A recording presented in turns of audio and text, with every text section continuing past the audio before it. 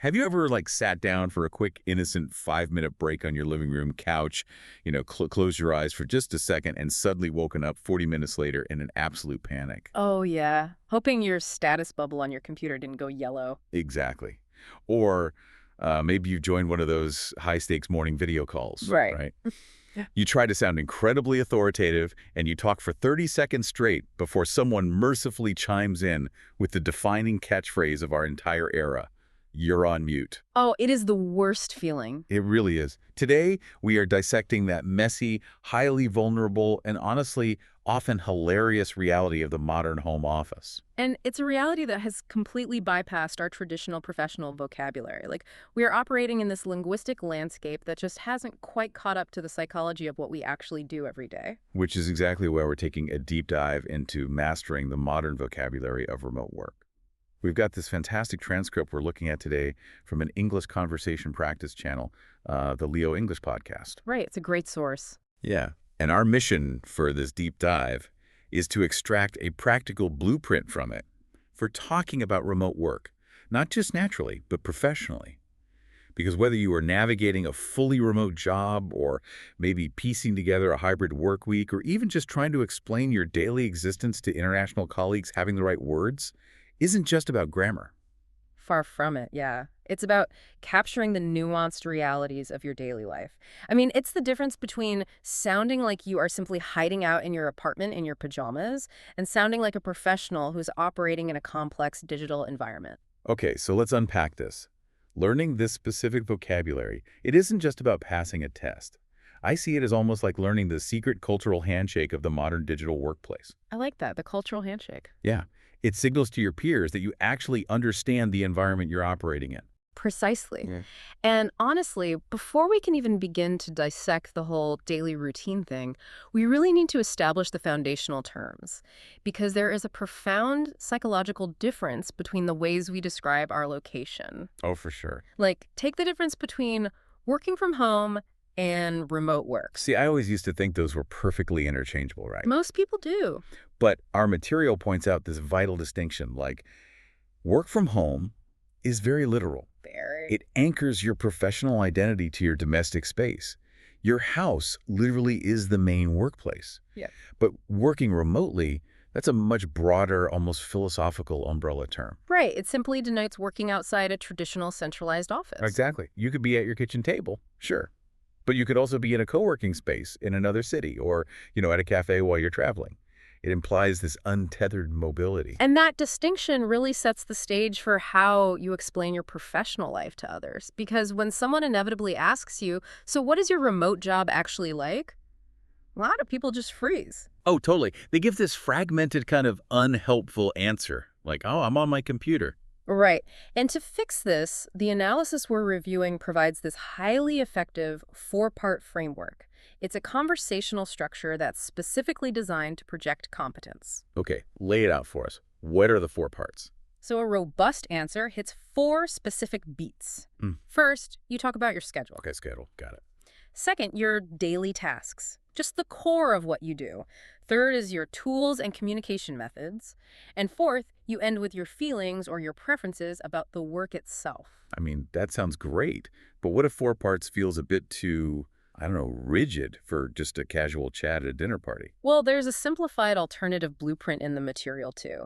You basically just state the type of job you do, describe a typical daily routine, highlight one tangible benefit, and then honestly explain one real challenge. Okay, so both of those frameworks are doing the exact same heavy lifting, really. They prevent you from randomly rambling about your cat, interrupting your spreadsheets. They provide this narrative arc to a work day that might otherwise look entirely invisible to the outside world. Yes. I hear that, I really do. But I have to push back a little bit here. Go for it. Why do we even need to memorize a conversational framework to talk about our own lives?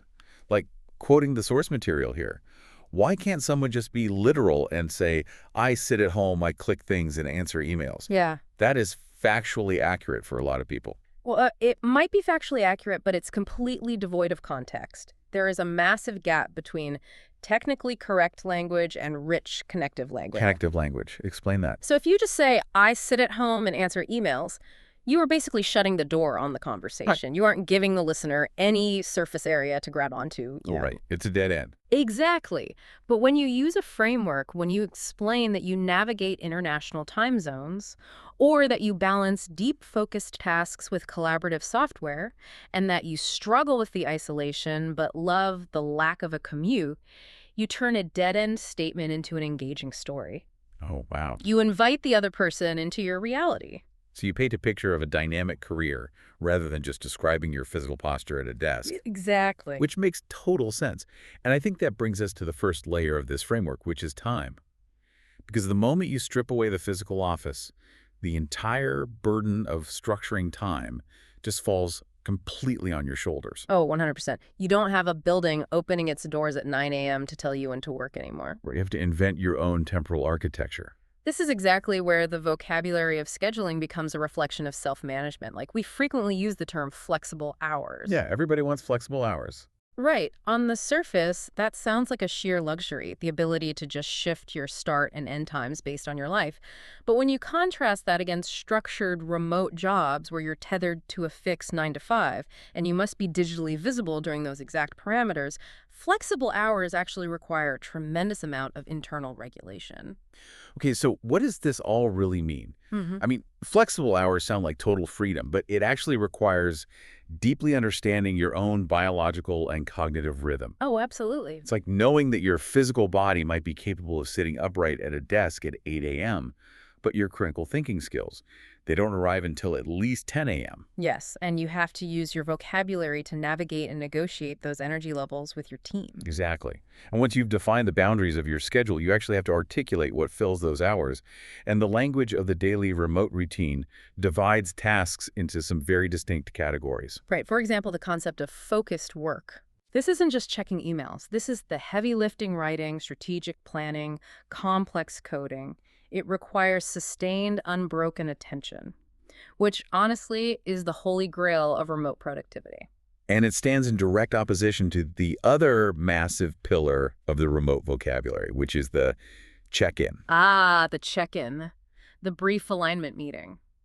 It's ostensibly designed to share quick updates and unblock immediate problems, right? All without the heavy cognitive load of a formal strategy session. Okay, wait. I have to challenge the actual utility of the check-in here. Oh, please do. Because while the professional definition sounds great, a quick, frictionless alignment, doesn't it often just function as a digital surveillance tool? Well, Like a lot of check-ins I hear about aren't about unblocking problems. They're just 15 minutes of people pretending to look incredibly busy so their manager knows they are actually awake. that is a very fair critique, and honestly, it strikes at the core of why this vocabulary is so fraught. The terminology of remote work is often this idealized veneer placed over a very messy human reality. And the transcript captures this friction perfectly. It contrasts the polished, professional way we describe our mornings with what is actually happening behind the webcam. Yes. Oh my gosh. The professional script is so rigid. It's like, I usually begin my day by checking messages, reviewing my schedule, and starting my most important tasks. Right. It projects absolute competence and control. But the reality highlighted in our materials is just so much funnier and honestly more honest.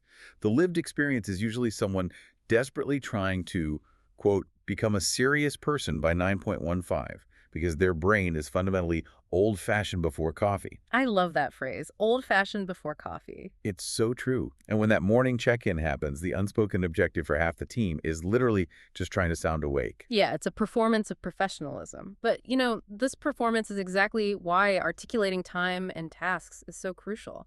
Because time in a remote setting is entirely abstract until it is grounded by your physical and digital environment. Oh, that's a good point. The temporal structure requires a physical manifestation to feel real. Which brings us to the setup, the physical workspace. I mean, the evolution of the home office is practically a universal rite of passage at this point. Oh, everyone goes through the phases. Everyone starts out highly optimistic and incredibly casual, right? Working from the couch or maybe poached to the edge of the kitchen island. Until reality sets in. Exactly. Physiological reality sets in. Your lower back starts staging a protest, or you have that sudden realization that the angle of your laptop camera looking up your nose is highly unflattering. And that forces you to invest in a proper desk. And the word proper is carrying a lot of weight there. Oh, totally. It signifies a transition from treating remote work as like a temporary snow day Hmm. to acknowledging it as your permanent operational base. And the specific items you bring into that space, they act as cultural signifiers. The second monitor, for example. Yes, it is the ultimate status symbol of the remote worker. I mean, the moment you buy a second monitor, you are signaling to yourself and to anyone who walks past your home office that you are doing serious, complex things. You're not just browsing. No, you have reference materials on one screen and active deliverables on the other. It's the visual equivalent of walking really quickly through an office with a clipboard. It creates an aura of busyness alongside the necessity of better lighting, because without adequate lighting, you just look like a hostage broadcasting from an undisclosed bunker. You really do look like you work in a cave. Yeah. But beyond the humor of all that, there's a real vulnerability here. The materials note this hilarious, but kind of sad, description of a workspace consisting of a laptop, a charger, and emotional problems. Oh, that perfectly encapsulates the collision of our professional demands and our intimate personal spaces. Yeah, and to bridge the gap between that vulnerable personal space and the rest of your team, you have to rely heavily on digital communication. This is where words like coordination and collaborate get put to the ultimate test. Because the friction of digital communication is entirely different from physical friction. How so? Well, in an office, coordination might just mean walking over to someone's desk. In a remote environment, to stay in touch requires an aggressive amount of intentionality. And when that intentionality slips, we fall into the classic traps of the medium. Like the dreaded mute button. The anecdote in the source material is just painfully relatable. Oh, everyone has done it. Joining a video call, smiling warmly, saying good morning, and delivering this incredibly charismatic, articulate point for 10 seconds straight before the illusion shatters and someone leans into their camera and says, "You're on mute." It is incredibly humbling, but it really highlights the fragility of our connection. A slight technical oversight completely negates your presence in the room. And that fragility extends to how we manage our collective output, too. The transcript discusses the absolute nightmare of file chaos. Oh, file chaos is the worst. Right. When you remove the physical context of an office, the printed drafts on a desk, the whiteboard scribbles, you are left staring at a shared cloud folder full of documents named Final, Final New, and Final Real Last Version. And that chaos happens because we rely so heavily on environmental cues to organize our thoughts. Yeah, that makes sense. When you collaborate digitally across different locations, a file name carries zero peripheral context. You don't remember when it was made, who handed it to you, or what conversation happened right before it. Without rigid digital organization, collaborative efforts just devolve into archival archaeology. Which makes me realize something, actually. Setting up a proper workspace isn't actually about buying an ergonomic chair or fancy ring light. It's about establishing absolute digital reliability. Right. You are building a setup so that you don't become the person constantly dropping off the call or the person who loses the crucial spreadsheet in the digital ether. Your physical desk is really just the anchor for your digital avatar. That is a brilliant way to conceptualize it. Your physical setup is the infrastructure supporting your digital credibility. But establishing that infrastructure leads us directly into the final and probably most complex dynamic we need to explore today. This psychological tug-of-war that happens when your sanctuary becomes your exact workplace. Ah, yes. The battle of benefits versus boundaries. Yeah. Let's look at the poll first. The massive benefits that keep people demanding remote work. Reclaiming commuting time is usually at the top of the list. That was far. By eliminating that daily transit grind, people are instantly handed back hundreds of hours a year. And it fundamentally reshapes your daily energy economy. That surplus time flows directly into the comfort and convenience of your environment. You dictate the temperature, the dress code, the background noise. You're optimizing your environment for your specific neurological preferences. Right, you get to wear what you want and make your own coffee. But the pushback is equally intense. The challenges are profound, and the primary culprit here is usually isolation. But isolation in this context isn't just the literal absence of humans in the room. What is it then? It's the sudden, jarring loss of ambient friction. Wait, explain what you mean by ambient friction. So it's those random, unscripted 5-minute conversations by the coffee machine or in the hallway. That friction often acts as a massive communication lubricant. Oh, I see. Like you casually mention a problem you're having, and a colleague from another department overhears and says, "Oh, we fixed that last week, I'll send you the link." In a remote setup, That ambient friction vanishes. Every single interaction has to be formally scheduled. That's so true. You have to send a message, book a calendar slot, and navigate time zones. Just ask a quick question. And scheduling across time zones, as the text aptly puts it, becomes like puzzles. Puzzles, yes. The logistical overhead of communication just skyrockets. But even beyond those logistical hurdles, the most insidious challenge of remote work is entirely internal. It is the crisis of self-management. Right, because without supervision, remote work requires intense discipline. Exactly. In a traditional office, the environment itself provides supervision. The mere presence of other working humans exerts a sort of peer pressure that keeps you on task. But at home, independence quickly devolves into temptation. And I loved the brutal honesty of the transcript here. Temptation isn't some abstract concept. No, not at all. Temptation is the fact that your refrigerator is 20 feet away. The incredibly comfortable sofa is right behind you. Yeah. Bed is literally in the next room. And without external supervision, your productivity relies completely on internal discipline. And human discipline is a finite resource. The materials point out the universal danger of sitting down on that comfortable sofa for what you swear is just a tiny 5-minute brain break. And waking up from a deep sleep 40 minutes later, completely disoriented, Yeah? hoping no one noticed your Slack status went inactive. I mean, here's where it gets really interesting to me. We crave the independence of remote work, right? But the moment we lose supervision, we fall victim to our own environment. It's a bizarre psychological paradox. It really is. It's almost like we're forced to become both the strict, uncompromising boss and the rebellious, lazy employee, simultaneously battling it out inside our own apartments. That duality is exhausting, and it's why the only effective countermeasure to this internal battle is the absolute necessity of boundaries, limits that protect your time and space. Because when your laptop is permanently resting on the kitchen island, the psychological weight of your job is always radiating into your living space. Yeah, the work feels always there. You literally have to build invisible walls.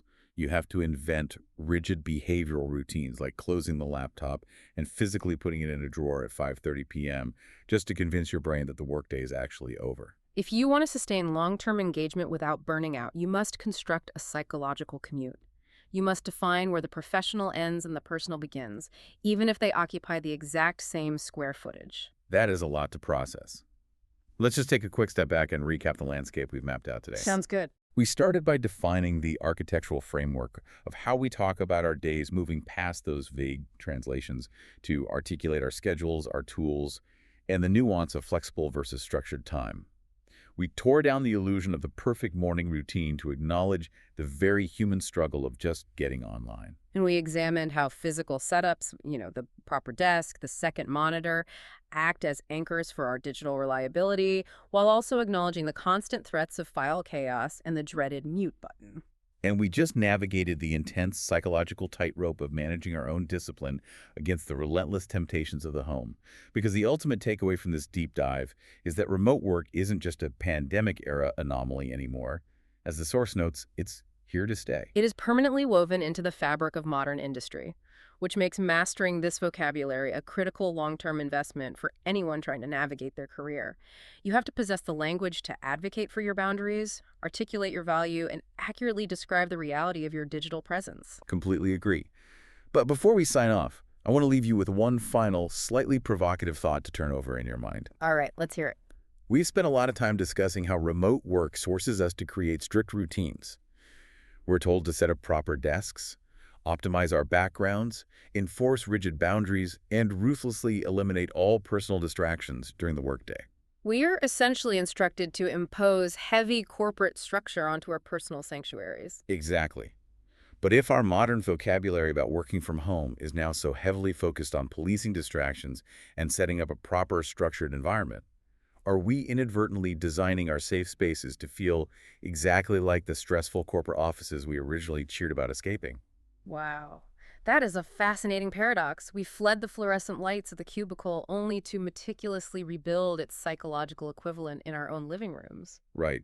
If your living room now requires rigid professional boundaries and a strict code of discipline just so you can function, at what point does your home cease to be a sanctuary and simply become a branch office of your employer? Where exactly is the line between living at work and working at home? It's something to seriously chew on the next time you sit down at your proper desk. adjust your ring light, and stare into your second monitor. Because at the end of the day, learning this vocabulary is about more than just communicating with your colleagues. It's about giving yourself the words to understand the incredibly complex reality we've built inside our own homes. Very well said. Thanks for joining us on this deep dive.